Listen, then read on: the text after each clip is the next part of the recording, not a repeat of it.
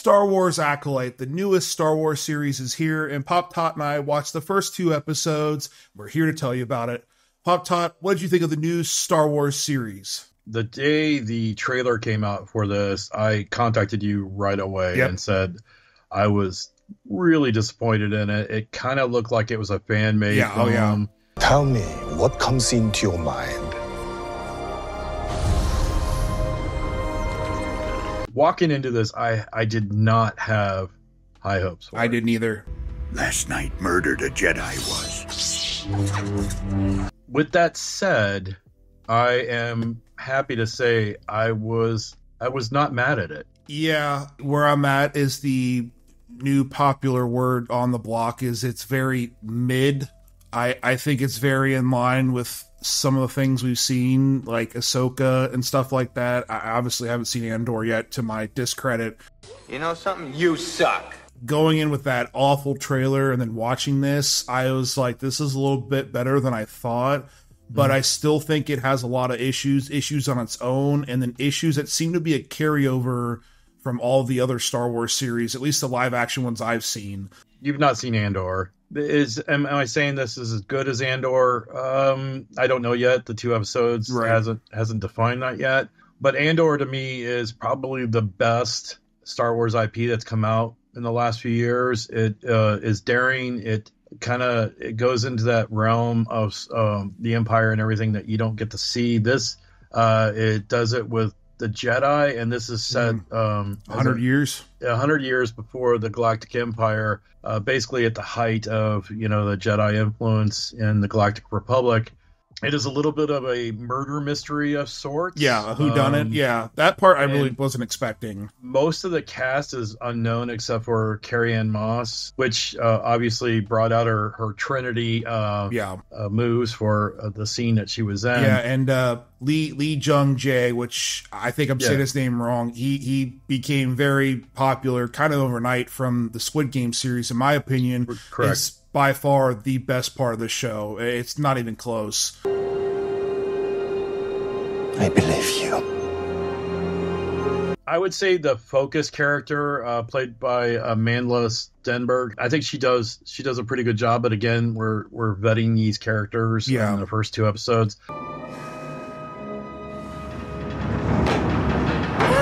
I was pleasantly happy with the choreography, the fight scenes.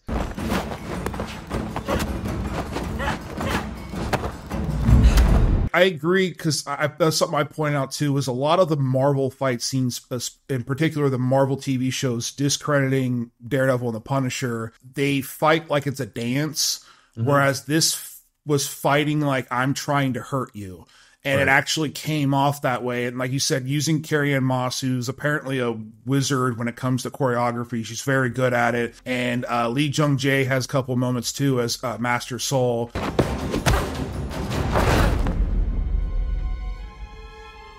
It comes off actually really kind of cool to look at. Yeah, there's definitely a martial arts influence to the fighting in here that you don't normally see with the lightsaber stuff that they've shown in the past IPs.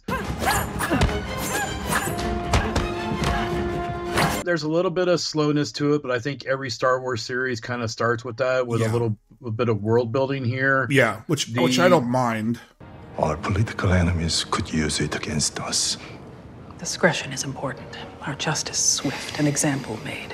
There's a lot of practical sets and whatnot throughout the 2 episodes. I'm really thrilled that they're going somewhere that, only the expanded universe really delved into a lot. Yeah. Yeah, I can't say that I'm disappointed yet. No, I think there's a few things that bothered me. I think the carryover that I was mentioning before is that all the Star Wars live action shows I've seen, I feel like they have major issues when it comes to editing. I think these shows, surprisingly, and I'm not a defender either way, I think they work better on a binge, and the way they edit it, especially the final episode we see of these 2 episodes, it ends so abrupt. And this is a problem they all suffer because they're pretty much produced as a huge film. They cut into certain parts. Right. Yeah, and it's the same that goes along with the tone and the show too, is that there'll be times there'll be like a dramatic part, a dramatic beat, a funny beat, and it's completely cut off and it just subsects. And there's a couple times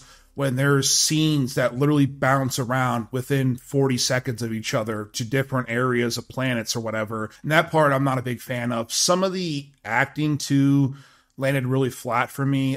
Attack me with all your strength.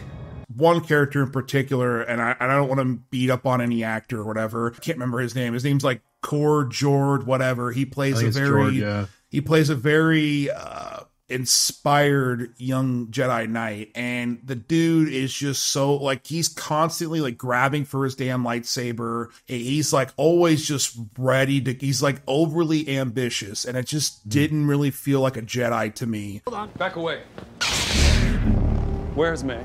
With fire and fury, like the world has never seen. And and I think that's what they're trying to sell. Right, That, he's wet behind his ears, just freshly minted Jedi Knight. You lost your entire family. Your mothers, your sister, your village all died in the fire before Master Soul brought you into the Jedi. And I think the same could be said for the main character. There's a line when she mentions twice in the show about attack me with all your strength. And it just comes off to the point where they actually make a joke about it.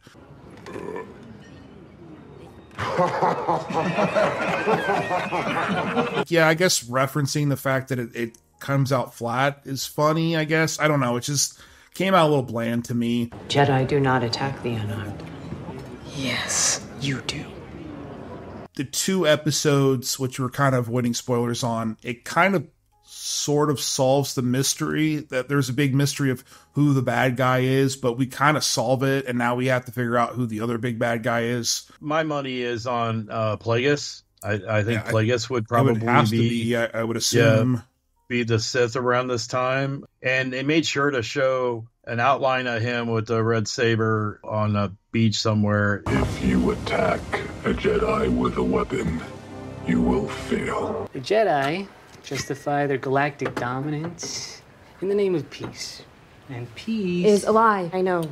Seeing Saul train the Padawans was cool and stuff like that, and Coruscant and all that was pretty neat. And there's a lot of like world jumping, so you're not like stuck in one planet and get to see all these different planets, which is kind of neat. It didn't hook me like I was wanting, and like I said, I think this is a problem I've kind of had with all of the Star Wars shows outside of The Mandalorian, was that the first season kind of hooked me in. This, I was just like, yeah, I'm curious, but not enough like, wow, I gotta watch this. Obviously for review purposes, here we are, but... Hello, I like money. The fact of the matter is, your generation has grown up with Star Wars. You've had access to Star Wars. My generation was there from the original films, and then we had pretty much from 83 to 70 to 97. Right. We had no Star Wars except for the Christmas special. Yeah. I don't want to type the channels. So could you do me a favor and send either Chewbacca or Han Solo to the screen, please? Wami Vive. Come on. I think there is a burnout when you have someone like Kathleen Kennedy that is just forcing down your throat for nostalgia and money. I go back to the Book of Boba Fett, which was probably one of the most disappointing series they put out. For sure, yeah. At the same time, I understand your side, but for me, I'm like, okay, they're taking chances. This is not Skywalker lore. Yeah, finally, I agree. They're not going to look. Here's the CGI of Mark Hamill, and here's Darth Vader just showing up. There's no legacy characters that we know of. Right. I mean, even in the Mandalorian, Boba Fett came in and stuff, and they mentioned Ahsoka and Luke and all that. So yeah, there's definitely a somewhat clean slate, even though it's prequel. This is the true potential of the Force. The Jedi will tremble before our might. First 2 episodes, not a ton to go on, but what would you rate the first 2 episodes? I would watch it. I really think that, again, this is Andor is the top of the IP chart for me. This is definitely going out there and scheme of reaching out to the audience with new content.